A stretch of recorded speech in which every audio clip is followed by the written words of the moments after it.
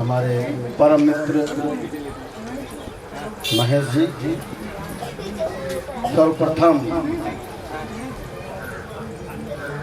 करुणा की सागर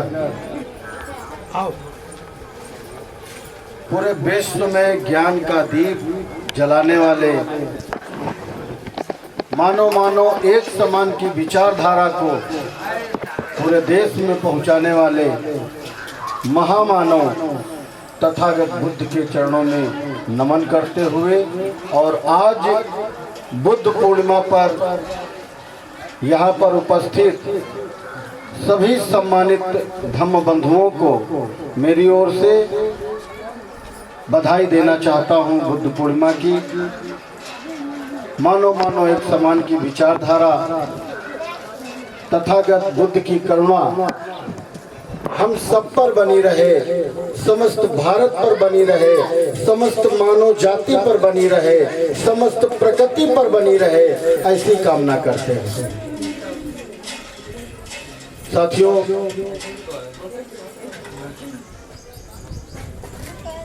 तथागत बुद्ध की विचारधारा को आगे बढ़ाने वाले हजारों साल पहले जो कहानी शुरू हुई थी, उस कहानी को यहाँ तक लाने वाले समस्त अलग अलग समय काल में जन्मे महापुरुष संत, जिन्होंने बुद्ध की विचारधारा को जन जन तक पहुंचाने में अपना संपूर्ण जीवन लगाया है, उन सभी महान महापुरुषों, संतों, गुरुओं को मैं सत नमन करता हूं। और तथागत बुद्ध की विचारधारा पूरे विश्व में हर एक प्राणी तथागत बुद्ध की विचारधारा को अपनाए, ताकि विश्व में शांति का दीप जलाया जा सके, शांति का संदेश दिया जा सके। सम्मानित साथियों, आज तमनपुर से चल करके इस बुद्ध शोभा यात्रा में जितने साथी शामिल हुए हैं, मैं उन सभी को बहुत बहुत साधुवाद देना चाहूँगा, बधाई देना चाहूँगा कि वो इतनी भीषण गर्मी में चल करके, तमनपुर से चल करके यहाँ बुद्ध विहार चंदापुर आए हैं यात्रा लेकर के। और यहाँ पर महेश जी और महेश जी का पूरा परिवार, पूरा चंदापुर यहाँ हमारे स्वागत के लिए खड़ा रहा और हमारे बहुत सारा स्वागत यहाँ मिला है, सम्मान मिला है। सभी साथियों को मैं आपके और आपके परिवार को बहुत बहुत साधुवाद करना चाहूँगा, धन्यवाद देना चाहूँगा। साथियों, खास तौर पे ये जो यात्रा निकली है, बुद्ध शोभा यात्रा, इस यात्रा को सफल बनाने में, इस यात्रा को बनाने और संवारने में खास तौर पे जिन साथियों ने भूमिका अदा की है, जिसमें हमारे बड़े भाई टी.एन. भारती जी और सुनील धीमान जी ने बहुत मेहनत कर करके ये इस यात्रा को एक रूप दिया है। मैं इन दोनों साथियों को अपनी ओर से बहुत बहुत बधाई देना चाहूँगा, साधुवाद करना चाहूँगा। सम्मानित साथियों, आज न कि भारत को बल्कि पूरी दुनिया को आवश्यकता है कि बुद्ध के विचार को न कि माने बल्कि उसका अनुपालन करें। क्यों? पूरी दुनिया को करना चाहिए, हर एक नागरिक को करना चाहिए, और सिर्फ इंसानों को ही नहीं बल्कि हर प्राणी को तथागत बुद्ध की विचारधारा का स्मरण करना चाहिए, अध्ययन करना चाहिए और अपना जीवन चरित्र वैसा ही बनाना चाहिए जैसा तथागत ने हमें संदेश दिया। सम्मानित साथियों, तथागत ने वैज्ञानिक दृष्टिकोण रखने का संदेश दिया है। तथागत ने सर्वप्रथम संदेश दिया कि अपो दीपा भाव, अपना दीपक स्वयं बने। एक जागरूक व्यक्ति, और ये वही कर सकता है जो जिंदा है। जिस शरीर में सांस है वही शरीर सोच सकता है, निर्णय ले सकता है और उस निर्णय को क्रियान्वित कर सकता है। जो शरीर जीवित है, जो जिंदा है, जिसमें सांस अभी चल रही है, उसी के लिए तथागत ने कहा है कि स्वयं अपना निर्णय स्वयं कीजिए कि आपको अपना जीवन कैसे जीना है। क्योंकि जीवन में और एक मनुष्य जन्म से लेकर के मृत्यु तक के सफर को पूरा करना ही पड़ता है किसी भी व्यक्ति को। आप चाहो तब भी, नहीं चाहो तब भी। एक जन्म से मृत्यु तक का सफर आपको तय करना है, और ये अब आपको तय करना है कि आपको अपने जीवन को कैसे जीना है।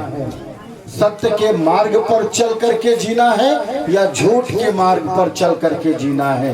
क्योंकि मार्ग दो ही हैं, एक बाएं और एक दाएं, तीसरा कोई मार्ग नहीं है। तो साथियों, हमें अपने जीवन को जीना है, मृत्यु तक का सफर ये पूरा करना है। हमें कैसे जीवन जीना है, कैसे समाज को संदेश देना है, अपनी आने वाली पीढ़ी को सफलतापूर्वक विकास की ओर कैसे ले जाना है, इसका निर्णय हमें स्वयं करना पड़ेगा। सम्मानित साथियों, जिस विचारधारा को तथागत ने संघ के माध्यम से, धम्म के माध्यम से, पहले धम्म बनाया, फिर संघ बनाया, और उसके बाद पूरी दुनिया में उसका प्रचार प्रसार किया। आज दुनिया के 2/3 देश बुद्ध की विचारधारा से अपने देश को संचालित करते हैं और अपने नागरिकों के साथ वैसा ही व्यवहार करते हैं। लेकिन बुद्ध का मध्यम मार्ग, बुद्ध कहते हैं कि अकारण प्राणी हत्या नहीं करनी चाहिए। अगर कोई कारण नहीं है तो आपको कोई अधिकार नहीं है कि आप किसी प्राणी की हत्या करें। वो प्राणी कोई भी हो सकता है, सबसे छोटा प्राणी चींटी भी हो सकती है, सबसे बड़ा प्राणी हाथी भी हो सकता है। अकारण आपको किसी की हत्या नहीं करनी चाहिए। आपको प्रकृति को नुकसान नहीं पहुंचाना चाहिए। आपको किसी के साथ व्यभिचार नहीं करना चाहिए। आपको सबके साथ समता पूर्वक भाव रखना चाहिए, समानता का भाव रखना चाहिए और बराबरी का भाव रखना चाहिए।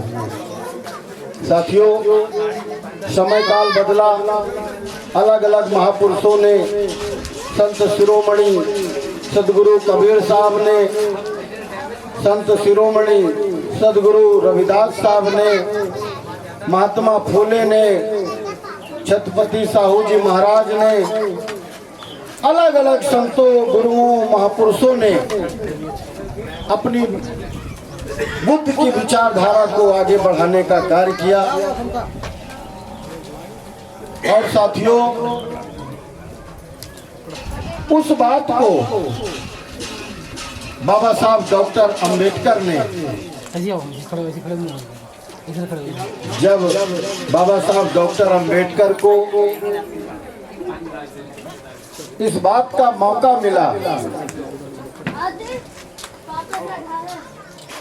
जैसा कि आप सब जानते ही हैं कि हमारा देश, हमारा भारत देश तमाम विचारधाराओं का गुलाम रहा है और उस गुलामी का सबसे बड़ा जो कारण रहा है वो रही है गैर बराबरी, असमानता।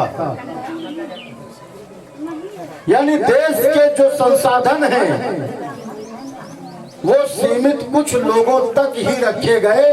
इसलिए सबसे बड़ा कारण यही माना जाता है गुलामी का, और यही है कि अगर देश की धन संपत्ति कुछ लोगों के पास रहेगी तो कोई भी आकर के, कोई बाहरी शक्ति आकर के उन कुछ लोगों से बहुत सारे लोग हमला कर करके उनकी धन संपत्ति छीन सकते हैं। लेकिन अगर वही धन संपत्ति बराबर लोगों में बटी होगी तो किससे छीनेंगे वो? जब संपत्ति सबके पास होगी तो किसी से नहीं छीना जा सकता। वैसे ही अस्त्र शस्त्र चलाने का गुण, शस्त्र रखने का अधिकार अगर कुछ लोगों के पास होगा तो जिसके पास होगा वही शस्त्र चलाना सीखेगा, वही चलाएगा। और जैसा कि हम सब जानते हैं कि इसी देश में आज से 200 साल पहले, या हम यूं कह लें कि वो विचारधारा अभी भी हमारे आचरण में है, समाज में उस विचारधारा का आज भी पालन हो रहा है। हथियार जो रखेगा वो चलाना सीखेगा। और साथियों, इसी देश में धन संपत्ति, शिक्षा, हथियार चलाना, व्यापार करना, ये तमाम जो देश के संसाधन रहे हैं कुछ लोगों ने अपने कब्जे में रखे हुए थे, और बहुत सारे लोगों को, बहुत बड़े समाज को, एक तरीके से 90% समाज को देश के धन संपत्ति से वंचित करके रखा गया था। इसी देश के लोगों ने रखा था। और ये वो लोग हैं जो लोग इस देश के नहीं हैं, ये लुटेरे लोग हैं, इस देश को लूटने आए थे। लेकिन इस देश के भोले भाले लोगों को उन्होंने जब देखा, समझा, और राजा महाराजाओं को छल कपट से, हमारे सूरवीरों को उन्होंने किसी को मार डाला, किसी को बंदी बना लिया, किसी का राजपाट छीन लिया, किसी की धन संपत्तियां छीन ली, और धीरे धीरे धीरे धीरे हमारे पुरखों को, हमारे लोगों को उन्होंने अपने अधीन कर लिया। जब उन्होंने अपने अधीन कर लिया पूरे देश के लोगों को, तब उन्होंने अपनी विचारधारा को देश पर थोप दिया, देश के लोगों पर थोप दिया। सारी धन संपत्ति देश के लोगों से छीन ली और एक समाज बनाया, एक समाज बनाया, एक व्यवस्था कायम की, और उसका नाम दिया वर्ण व्यवस्था। और वर्ण व्यवस्था किस नियम से चलेगी वो नियम बनाया, और उसका नाम रखा मनुस्मृति। उसी मनुस्मृति से हमारा देश हजारों हजार वर्षों तक संचालित हुआ है, हजारों हजार वर्षों तक। और उन्होंने वर्ण बनाया, वर्णों में 4 वर्ण बनाए, और जो उन्होंने अपने पास 3 चीजें रख ली। क्या? ज्ञान का अधिकार उन्होंने अपने पास रखा, राजपाट का अधिकार उन्होंने अपने पास रखा, व्यापार करने का अधिकार उन्होंने अपने पास रखा, और इस देश के जो मूल निवासी लोग थे उनको एक नाम दिया शूद्र। और उनको केवल और केवल एक ही काम दिया कि तीनों वर्गों की, ब्राह्मण, क्षत्रिय, वैश्य, इन तीनों वर्गों की सेवा करेगा ये शूद्र समाज। क्या सेवा करेगा? उसके लिए उन्होंने जातियों में विभाजित किया, कार्य बांटा। उनको चारपाई की जरूरत पड़ी तो उन्होंने एक बढ़ाई बनाया, उनको बर्तन की जरूरत पड़ी तो उन्होंने कुम्हार बनाया, उनको लोहे के शस्त्रों की जरूरत पड़ी, लोहे के हथियारों की जरूरत पड़ी, लोहे के बर्तनों की जरूरत पड़ी तो उन्होंने लोहार बनाया। और जैसी जैसी उनको आवश्यकता लगती रही वैसे वैसे वो जातियां बनाते चले गए। अंततः उन्होंने 6743 जातियों में हमें विभाजित कर दिया। सम्मानित साथियों, उसके बाद जब बाबा साहब अम्बेडकर को महापुरुषों की विचारधारा को एक लिखित दस्तावेज में पिरोने का मौका मिला, यानी इस देश का संविधान लिखने का मौका मिला, तो बाबा साहब डॉक्टर अम्बेडकर ने तथागत बुद्ध की विचारधारा यानी धम्म यानी संघ, कबीर, रविदास, फूले, पेरियार सभी महापुरुषों को संविधान के अनुच्छेदों के माध्यम से पिरो करके रख दिया और दे दिया अपने समाज को, अपने लोगों को कि सारी गुलामी मैं अकेले लड़ाई लड़के मैं आपकी सारी गुलामी तोड़ करके एक नई व्यवस्था आपको दे रहा हूं जिसका नाम भारत का संविधान है। अगर इस संविधान को बाबा साहब चाहते थे कि जैसा वो चाहते थे, अगर वैसा हमने संविधान को समझ लिया होता, हमने बाबा साहब अम्बेडकर की बात को गंभीरता से मान लिया होता, तो आज इस देश का शूद्र वर्ग, बहुजन समाज, मूल निवासी जिसे हम कहते हैं, संविधान ने जिसे पिछड़ा वर्ग का नाम दिया है, इस संविधान में दो वर्ग हैं, नॉन पिछड़ा वर्ग और पिछड़ा वर्ग। नॉन पिछड़े वर्ग में सवर्ण जातियों के लोग आते हैं और पिछड़े वर्ग में जो पिछड़ी हुई जातियां हैं, एससी, एसटी, ओबीसी और माइनॉरिटी की जो भी समाज है, ये पूरा का पूरा समाज पिछड़े वर्ग में आता है। उसके बाद इसके अंदर उप जातियां बांटी गई, एक तो नंबर एक पिछड़ा वर्ग, उसके अंदर एससी, एसटी, ओबीसी, माइनॉरिटी ये भाग विभाजित किए गए ताकि सबको बराबर ट्रीटमेंट दिया जा सके, सबको उठाया जा सके। सम्मानित साथियों, बाबा साहब अम्बेडकर ने जब संविधान को संविधान सभा में लिख करके देश को सौंपा था तो उन्होंने एक बात कही थी कि हमने अपने लोगों को दो धारी तलवार दे दी है। ये तलवार अगर ये अपने हाथों में रखेंगे तो जिधर चाहेंगे उधर चला सकेंगे, जिधर से चाहेंगे उधर से वार कर सकेंगे। अगर ये समझ नहीं पाए और ये तलवार इन्होंने शत्रुओं के हाथ में दे दी तो अपनी गर्दन कटा बैठेंगे। साथियों, हमने क्योंकि हमारे पास कुछ था नहीं, हमारे पास ना तो मकान थे, ना तो अच्छे कपड़े थे, ना तो शिक्षा थी, ना अनाज था, ना जमीनें थी, कुछ नहीं था हमारे पास। जब संविधान बना तो हमको एकाएक सारी चीजें मिलनी शुरू हो गई। हमको सरकार के द्वारा जमीनें भी मिलना शुरू हो गई, हमको अस्पताल में इलाज भी मिलने लगा, स्कूलों में शिक्षा भी मिलने लगी और दूसरे प्रकार से